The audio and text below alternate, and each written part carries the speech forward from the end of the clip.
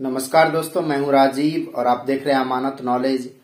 दोस्तों, आज हम जानकारी प्राप्त करेंगे कि मेरी जमीन रोड में जा रही है तो उसका टैक्स भरना जरूरी है क्या। तो दोस्तों, इसी को जानेंगे और जानने से पहले आप हमारे चैनल पर नए हैं तो चैनल को सब्सक्राइब कर लीजिए और बेल आइकन प्रेस कर दीजिए, क्योंकि जमीन संबंधित नॉलेजेबल वीडियो मैं आपके लिए लाता रहता हूँ। चलिए आगे जानकारी प्राप्त करते हैं।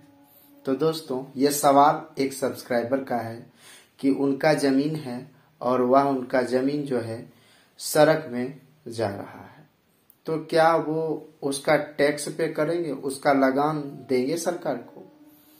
तो दोस्तों, इस वीडियो को बारीकी से समझना है और मतलब यूं कहे तो सड़क के किनारे जिनका भी जमीन है उनके लिए इम्पोर्टेंट है।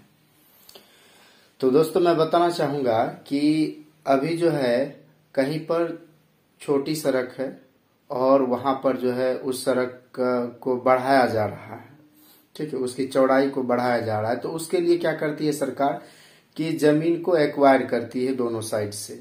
जितनी जमीन की आवश्यकता होती है उतनी जमीन को एक्वायर किया जाता है।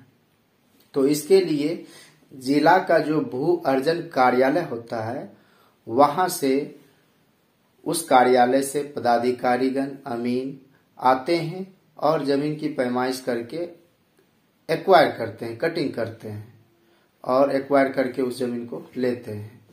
तो वो जमीन जो लेते हैं तो जिनसे भी लेते हैं, जिस रैयत से, जिस किसान से वो जमीन लेते हैं, तो उस जमीन के बदले उनको मुआवजा भी देती है सरकार, मुआवजा देती है।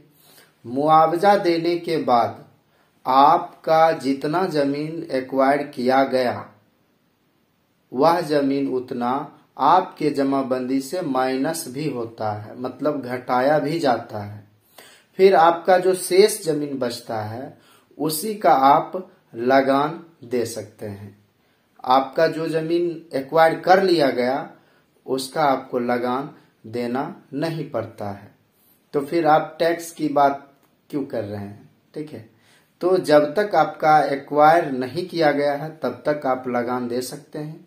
एक्वायर कर लिया गया, आपको मुआवजा दे दिया गया, आपके जमाबंदी से उतना जमीन माइनस कर दिया गया, घटा दिया गया, तो फिर उसके बाद आप का जो शेष जमीन बचा हुआ है उसी का आप लगान पे करेंगे।